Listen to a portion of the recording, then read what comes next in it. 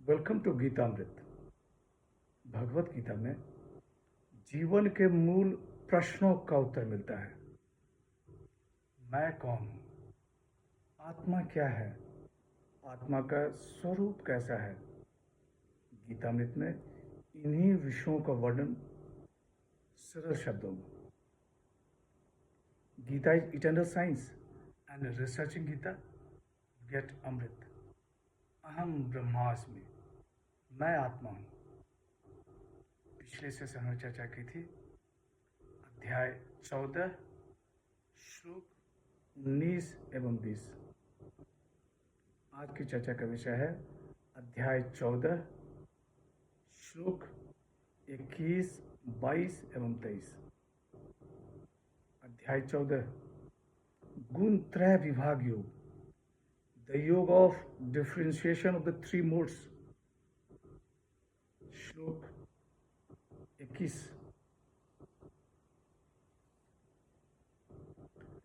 कैलिंग त्रिगुणा नेतान अतीतो भवति प्रभो,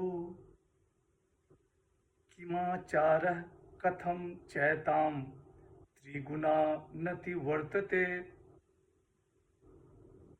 अर्जुन वाच, हे प्रभु, इन तीनों गुणों से परे पुरुष किन किन लक्षणों से युक्त होता है? उसके आचरण कैसे होते हैं और इन तीनों गुणों का अतिक्रमण कैसे किया जाता है? By what marks is he, O Lord, who has risen above the three modes characterized? What is his way of life? How does he get beyond the three modes? पिछले सेशन में गुणातीत मनुष्य गुणों का अतिक्रमण करके दुखों से मुक्त होकर अमृत को प्राप्त होते हैं, इसके बारे में बताया गया। यह सुनकर अर्जुन के मन में गुणातीत मनुष्य के बारे में जानने की इच्छा जागृत हुई और वह भगवान श्री कृष्ण से प्रश्न करता है कि हे प्रभु, इन तीनों गुणों से परे पुरुष किन किन लक्षणों से युक्त होता है? उसके आचरण कैसे होते हैं और इन तीनों गुणों का अतिक्रमण कैसे किया जाता है? आगे के 2 श्लोक में भगवान श्री कृष्ण गुणातीत मनुष्य के लक्षणों के बारे में बताते हैं। श्लोक 22 प्रकाशम च प्रवृत्तिम च मोहमेव च पांडव, न द्वेष्टि संप्रवृत्तानि न निवृत्तानि कांक्षति।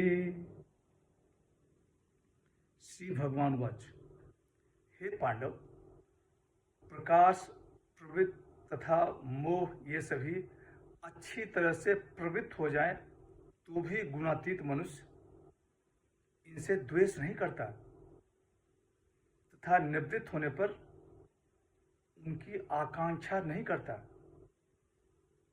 The blessed Lord said, he, O Pandava, who does not abhor illumination, activity and delusion when they arise, nor longs for them when they cease.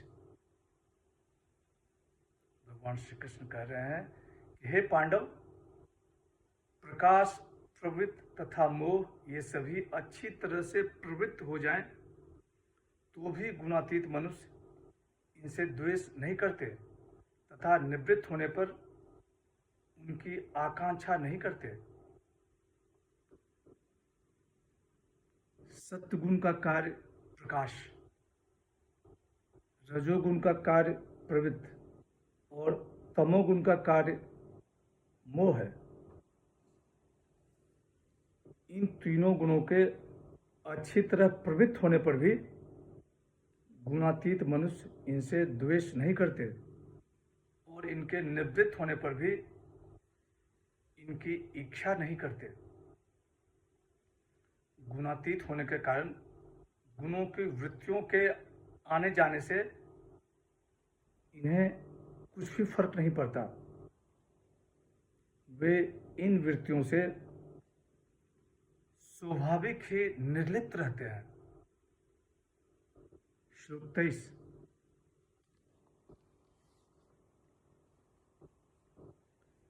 उदासीन वदासीनः गुणर्यो न विचाल्यते गुणा वर्तन्त इत्येव यो वतिष्ठति नेंगते।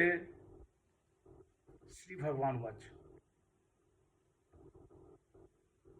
जो उदासीन की तरह स्थित है और जो गुणों के द्वारा विचलित नहीं किया जा सकता तथा गुण ही गुणों में व्रत रहे हैं ऐसा जानकर स्थित रहता है और उस स्थिति में विचलित नहीं होता। The blessed Lord said, "He who is seated like one unconcerned, unperturbed by the modes, who stands apart without wavering, knowing that it is only the modes that act." भगवान श्री कृष्ण कर रहे हैं कि हे पार्थ, जो उदासीन की तरह स्थित है और जो गुणों के द्वारा विचलित नहीं किया जा सकता तथा गुण ही गुणों में व्रत रहे हैं ऐसा जानकर स्थित रहता है और उस स्थिति में विचलित नहीं होता। उदासीन, ऊपर आसीन, गुणातीत, दर्शन से तृप्त होने के कारण आत्मा के सिवा अन्यत्र उदासीन स्थित रहते हैं।